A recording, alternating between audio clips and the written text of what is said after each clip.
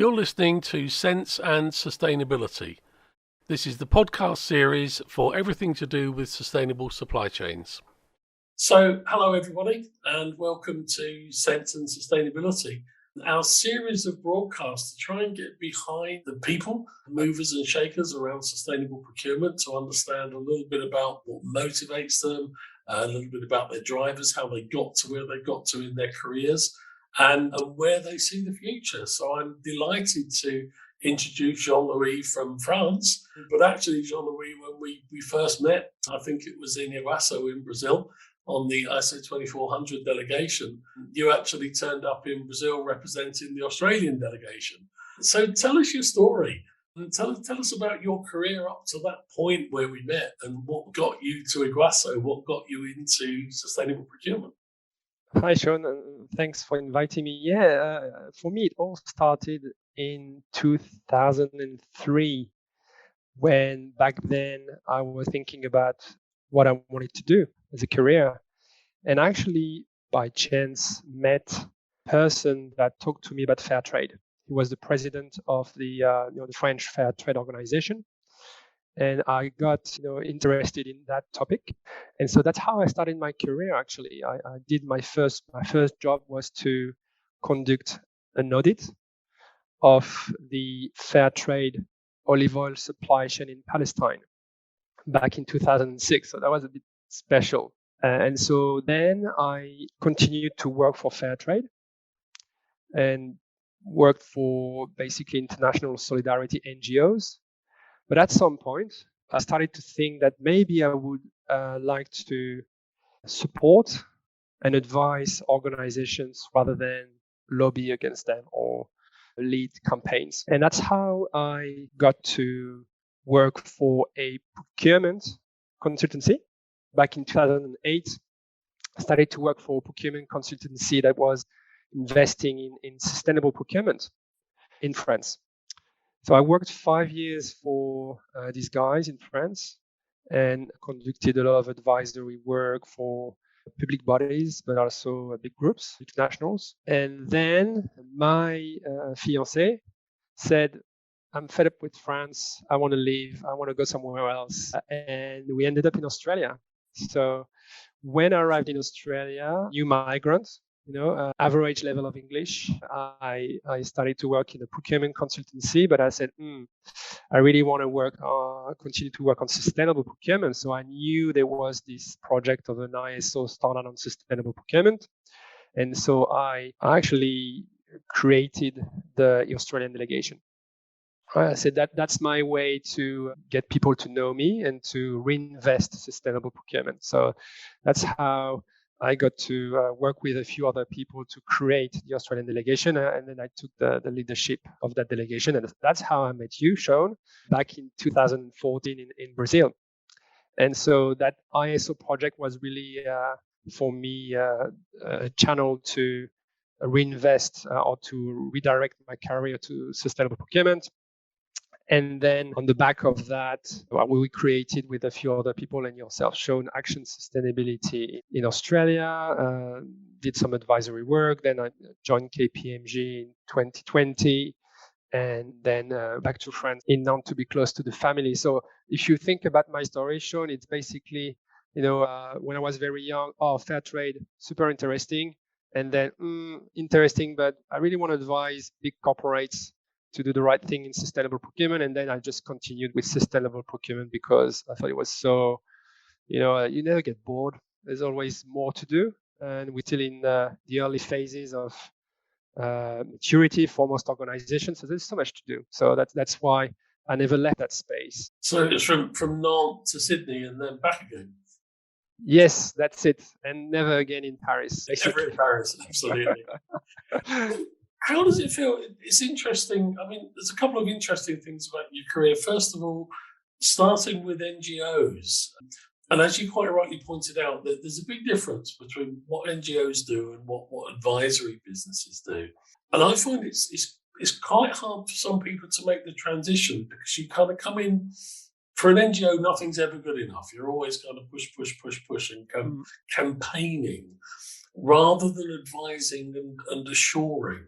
How did you feel about that transition? Because I know some people that have worked for me on and off in the business kind of get a little bit too far on the campaigning trail, and they're kind of trying to, I suppose, push their customers' conscience rather than giving them advice as a business. Can you talk a bit more about that difference between the sort of two career points? Yeah, definitely. So I guess you have to accept you are an advisor. You have to accept that you are your goal is to help your client to progress, right? So it involves sometimes being very pragmatic and realistic about what an organization can cope, and making sure somehow you protect the interest of your client. So you are inside, you're not outside. However, as an advisor, as a trusted advisor, you also have to say or talk about some very difficult elements, or the truth that your client has to hear. That is to say, maybe the breach of international standards, or the fact that if they don't, and I know we agree on that, Sean, if they are not using a strategic approach to sustainable procurement and trying to influence the leadership about the business case for sustainability and sustainable procurement, and the way you have to integrate that into the strategy and the governance at the highest level of the organization, it's not going to change. So I guess you have to be pragmatic and realistic, but also you have to be professional and say the right things and the truth to your client, even though it's difficult for them to hear that. So I've always felt that sometimes you have clients where you know that it's going to be hard for them to progress, and you're just doing the work, and you just say, I don't think there's a lot of hope with that client just yet. So and then you leave, because as a consultant you don't stay forever. But when you have the opportunity to drive strategic change, including in terms of the mindset of those leaders, then you have to do it. Is there, if we look at the sort of ethical side of clients that we work with, I'm always in the middle of a debate about, do you work with the really, really good guys who probably don't need our advice? Or are you working with, making bad clients less bad? Are there sectors, are there organizations that you wouldn't work for, given your your background as an NGO? Do you draw sort of ethical lines around who you may or may not work for? That's a tough question, Sean. That's a very tough question, because the sectors that are on the blacklist, it's moving as well.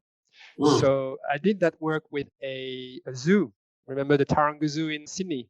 I do. So these guys, they have a lot of sponsors and partnerships, and they were thinking about what are those sectors we'll never work with. And of course, they had tobacco, they have weapons, and they had prostitution, and that was it. I think maybe a few others, but those the typical ones. But then the new type of sector that was coming to the mind of those people was those sectors that were massively contributing to climate change, like mining. But then it was not black and white, because some people were saying, like mining, some are transitioning to better mining maybe, or something a bit more compatible with the climate change issue. So I think we've already said, for example, in previous, we were approached by gambling. Gambling is a new one as well. Gambling and horse riding and all of that. So we decided a few years ago not to advise that gambling company. So it's a tough one, because I guess they are the easy ones, the easy sectors. Yeah, I'll never work for tobacco. So that's an easy one for me. But then you have those sectors that are becoming part of the blacklist, but not yet. So instead of reflecting about it in terms of sectors, I think that you have to ask yourself, is this company willing to progress? Yeah. And even though they are maybe not there yet, can you have an influence there? and if you think they don't have an influence in that, you're just gonna help them to produce a better report, then maybe it's not the right thing to do to work for those guys. So there's the concept of progress, and there's the concept of, do we have leaders that are on board of that progress? Yeah. So it's a tough question, Sean. What do you think about that one? What's your view? Yeah, it's a judgment call, isn't it? And as you say, it's kind of how willing and how real and genuine is the business that you're looking to advise, or are they just looking for a bit of greenwash? And yeah, I think it has to be judged on a case by case basis. I mean, I did some work for the World Cup in Qatar on the back of work that I'd done for the London Olympics. And that was a bit of a tough call. And if I'm honest, I don't think the sustainable procurement policy that I developed for them ever saw the light of day. So, maybe that wasn't the best decision on my part. In the UK, we work for the Ministry of Defence. And the concept of sustainable warfare is quite a difficult one to get your head around. But, that they're a genuine body of a democratically elected government. The carbon footprint of the MOD dwarfs every other department in the UK. So why wouldn't we try to help them to reduce their carbon footprint? So I think I feel similar to you about, industries like tobacco and gambling probably wouldn't go there. But as you say, I think it's very much a judgment call, and something that we always need to consider. I think it's important as well. We often consult with our own employees around how do they feel about working for different types of organisations, because I think it's very important to take our people with us. Another question for you. You and I have worked together in Australia, and I find Australia interesting because they speak English, well, kind of, and you sort of tend to think that the culture between the UK and Australia will be very similar, but actually it's not. And you've obviously, worked all over, but you've gone from France to Australia and back to France again. And I know you've worked a little in the UK as well and in other countries. How do you feel about the cultural differences, particularly between Australia and France? I feel like I had more nicer clients in Australia. I don't know why, but I think I'm sure your countrymen are going to love that one. Well, I really saw the difference between Paris and Sydney. I think in Australia, because of, I guess, a few things. That's really my personal opinion, and there's nothing scientific about it. Sure, absolutely. But the unemployment rate is really low. It is a country, especially Sydney, the economy is booming. So I guess people are more relaxed about their jobs and changing their jobs, right? So I think it impacts the fact that people are more relaxed in general, right? The second thing is, there's, in terms of work-life balance, it's really a key element in Australia. You could see, for example, in job ads, always something about work-life balance, right? Which, if you think about Paris, is the total opposite. It's everything for work. I think also that the fact that in Sydney you have a lot of new migrants, migrants of third generation, second generation, or third generation. That's most of the population, and it's very international, even more than Paris. That thing about people coming to Australia with a migrant mindset. I want to get accepted. I want to work hard. And I also want to feel respected for who I am. It is a kind of an atmosphere of respect that is really helping the work-related relationships, I think. Also, the way that the management is dealing with their employees, and also somehow about how the clients are dealing with their suppliers. Or at least, for me, being a consultant, I really felt that the clients were easier to work with. So sorry for France, but I think on that aspect, Australia was very nice to work. The thing I like about France, because I have to say something positive about France, in addition to wine and cheese and all this great food we have, is that I think the French culture is much stronger on, I guess, being critical, talking about tough topics, social topics, which was really hard to discuss in Australia. People feel ill at ease with some topics. In France, it's like we like to argue all the time, so it's much easier. So I like that about France, that ability to talk about tough topics, being quite critical, which is making us progress somehow. So you've recently returned to France. How are you seeing the world of sustainable procurement in France? I certainly see it as being quite well advanced, possibly slightly different to the way the rest of the world is doing it. But some of the sort of demands for transparency, ethical standards down the value chain seem to be quite well ahead in France. So how are you seeing things, and how are you seeing the future of sustainable procurement in France? Yeah, I was really impressed really when I came back. So I left in 2012, came back almost 10 years after, and the first thing that impressed me was the quantity of people that have a role in sustainable procurement. They really like multiplied by 100. And so that was really that struck me. The second thing that I would say about France is that the proactivism of the state in terms of first setting regulations like the devoir de vigilance, which is kind of the equivalent to the Modern Slavery Act with a broader scope. So that was one thing which is playing its part, but also the fact that the state launched a sustainable procurement certification program, which is aligned to ISO 20400, and which is quite strong. It's gonna grow in terms of number of certified organizations. It's not there yet, but it's quite strong. So that's that involvement of the state in terms of developing standards and certifications is quite strong.